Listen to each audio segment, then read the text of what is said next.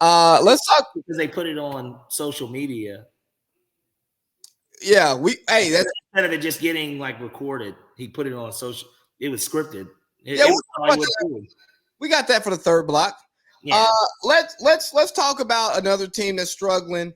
I really had something I wanted to say, but I think it was just insensitive. So the New York Jets are not really taking flight here. Robert Saleh has publicly backed Zach Wilson in a way that I would never want to be backed by somebody who I'm expecting to support me. If you spoke about me in the public the way that Robert Saleh spoke about Zach Wilson, I'd be like, I don't really think we're friends. You have the defense getting upset. Maybe there's some locker room issues that's coming out of that. You're seeing some division. You got Garrett Wilson on the sideline saying he can't throw that. You got Aaron Rodgers stepping in and saying, "Hey guys, we got to grow up." Blah blah blah blah. And you still got Kurt. You got Kirk Cousins rumors floating all around that franchise as they are 0-3 and he's leading the league in passing yards. Like Kirk Cousins is He on looks track. good. I mean, he looks good. Yeah, he looks good. So if you're Chris Greer, GM of the Jets, what do you do? Do you just ride it out with Zach Wilson and say, "Hey, we're gonna have Aaron Rodgers next year. We got a first round pick, so we can fix our deficiencies"? Or do you say, "Hey, man, my team is good. My job is possibly on the line because I No, do." he gets a pass. Does he get Aaron a Rodgers pass? going down bought him one more year. It bought him one more year. I think it bought Salah one more year, but Okay, well, who are you talking about? I Chris thought we were Greer, GM, I'm talking about GM. Oh, I want to say Greer drafted Sam Darnold. Let me see. I want to say, and I know he drafted Zach Wilson. Well, you're not talking about Chris Greer because he's the Dolphins. You're right. Golly, why do I get them mixed up all the time? You're good. No, you're good. It's just when you said that's why I said who are you talking about? Because I thought you were talking about Salah. I get Joe Douglas. Yes, I get Joe Douglas and Chris Greer mixed up all of the time. Forgive me, Joe Douglas. Joe Douglas has done enough to keep his job, though. He got Aaron Rodgers. He had the best draft of anyone in the NFL last season, our last draft, not this past draft, but the one before that. He's done enough. I mean, he's done enough to keep his job. Look, I hate to say it, this is a mulligan, and I know that they want them to do something so bad. There's just no options. They're going to have to wait this thing out until they get to week 6 or 7 because the trade deadline's, I think, week 8. If the Vikings are 1-2-5, 1-6, something like that, if they're that bad, I think that obviously you trade your one to the Vikings because I know that that's a crazy fucking mortgage. But if you as the Jets through 6 weeks or 3-3, if you really think you've got a championship roster, obviously losing, or maybe you don't give up your one this year, but like the Vikings would talk to you if you give them a one. They're going to do it. They'll do it because Kirk is a free agent after this year, and you already kind of know he's a rental in a weird way. Now, if you win the Super Bowl, then it turns into a whole different can of worms. But obviously, you're on the hook for Rodgers, or maybe Rodgers goes to Minnesota and we complete this trifecta of Green Bay quarterbacks, and then in 10 years you can get Jordan Love. I mean, what? No, I think they got to make a move. Obviously, that move is not Colin Kaepernick, but the team's too good, and the last thing you want to do is end up like Sean Payton and lose your locker room. Like you have too many young players who are really good, who you want to be bought in and believe in what you're doing. But if you keep trotting Zach Wilson out there, you're going to lose your defense. I, at a much lower level, played on a team that had a pretty solid defense with a terrible offense. I mean, our offense was piss poor. Yeah. We ran the ball on first down, and it was a loss damn near every play. Run a play on second down is probably an incomplete, and it's third and long.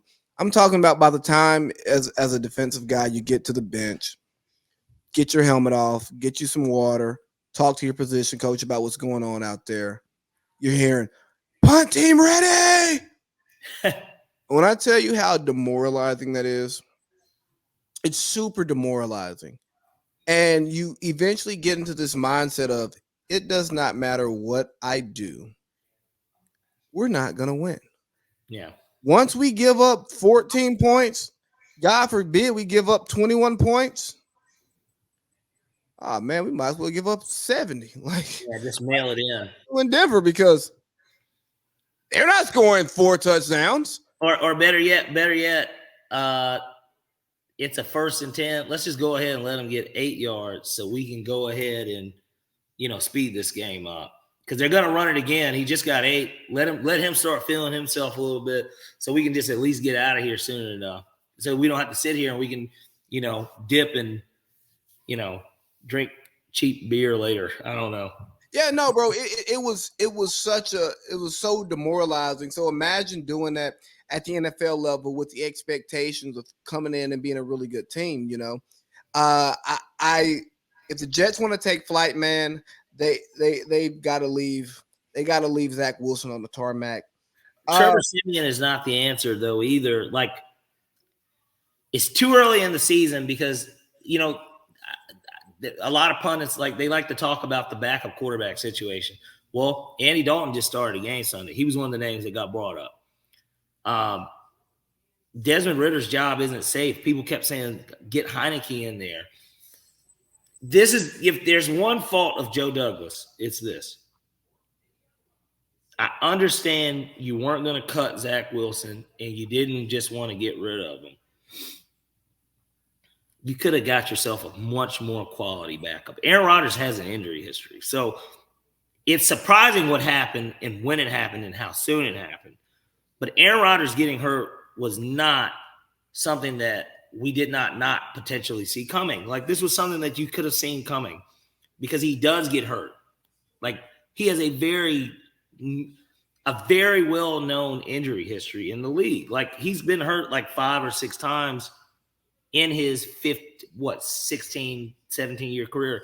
Like, and they're always long injuries. It's not like I miss a game type thing. He did that the year they won the Super Bowl. That was the only time it was I miss a game or two. And then that's when Matt Flynn threw 6 touchdowns. But outside of that, every time he gets hurt, he misses about 8 games typically. He misses half seasons. But not too much on Trevor Siemian. He's a Super Bowl winning quarterback. They don't win that Super Bowl in Denver. Does he kiss? Whose ring is he kissing? Is it Peyton's? The defense, Wade Phillips, hell, I guess Brock Osweiler won a game or 2, didn't he? I mean, and I just saw him calling Pac-12 football the other night. I guess one guy's still in the league, right? Because I know that they're not that far off in age. Brock Osweiler might be 34. Trevor Siemian 31.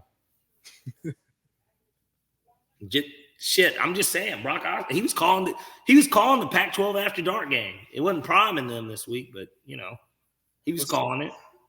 Let's see. Trevor Siemian is 31 years old. Okay, and how old is Brock Osweiler? Brock Osweiler's 32. Oh, okay, so they're a year apart. My bad. Yeah, so I don't see that going anywhere.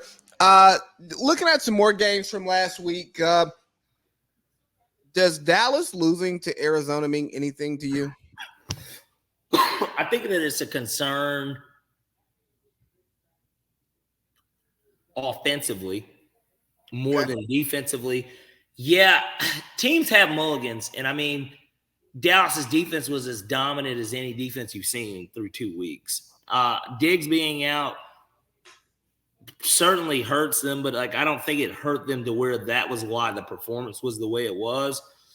I think that offensively, though, you've got to play better than that. Dak has to play better than that. The pick that he threw was atrocious. I don't know if you saw it, but there's a freeze frame of it, and we see what he was trying to do. It made sense, but the throw was so poor, and in reality, the ball was thrown to where, I mean, we could have, in our current states, could have made that play too. And so it isn't like he threw it high enough to where, or to a point at where that guy is going to be the only guy to get it. He kind of threw it straight to the defender, and the defender's looking him in his eyes as he makes the play. So offensively, that would be the only concern I would take away from the game. Most teams have mulligans. They do. Teams lose to teams all the time. That was their mulligan. It was on the road, and we're not giving the Cardinals enough credit. They're still not going to get their over on their win total, but boy, they're actually going to give teams a fight. Like, for instance, if they shut down our run, that is no longer a guaranteed win for us. You realize that, right? Like, no, because James Conner is a good running back when healthy. Josh Dobbs is proving he's playing like a hungry player, like a competent quarterback. Somebody that clearly is like, yo, I want another bridge. I want to be the next Tyrod Taylor, is what he's telling everybody. I would take Josh Dobbs and Tyrod Taylor right now over Desmond Ridder. I mean, look, I'm going to give him some more time. I want to see what he does Sunday. I really do, because I want to see what his bounce back is like more than anything. Do we care about the Bills and Commanders game just to say that the Commanders are the frauds that we thought they were? No, but we can certainly say that this set up the best matchup of the week with the Bills and Dolphins. I know we're not on to next week yet, but it sets up such a great game now because the Bills look like they're back to midseason form of the last 3 years. You know, with the dominant performance on the road, that's still a very dominant performance. The defense looked like the defense that's been ranked number one the past few years. Okay. And look, they're going to get back Von Miller soon too. Yeah, because he's only on the 4-week IL too. So look out. Brandon Staley lives. Get him out. He is so fired after this year. Hey, man, look, I don't have too much on this game, but 4th and 1 inside your 30. How about we not run a fullback dive or backup running back up the middle? Here's what you should do. Take a note out of Philly's book. You see that quarterback sneak thing that they run with Jalen Hurts that works every single time? Take your 6'6", 250-pound quarterback and tell that big son bitch to get you a yard. And with no Eckler back there, I know they don't have Mike Tolbert anymore. I know they had gotten him from the Panthers a few years back. I remember when Mike Tolbert went to charge because he's such a bowling ball, right? But and I think that was either Chris Collinsworth's call. Somebody called him a bowling ball. Al, look at him. He's a bowling ball out there. You know, Al, you just bounce right off of him. You love that video I sent you, right? That guy. That guy actually nails, and he nails Mahomes too. Like he loved it. Loved it. Great stuff. He does Collinsworth all the time, by the way. If you click on his page, he just you've got a fan in me. Yeah. It just looks like a guy that just goes out and smokes him a cool every 15 minutes when he's in New York, right? But why didn't Brandon Staley just punt the ball away with them having? He didn't trust his defense. He trusts his offense more than his defense. That's the only answer in reality. Isn't he supposed to be a defensive whiz?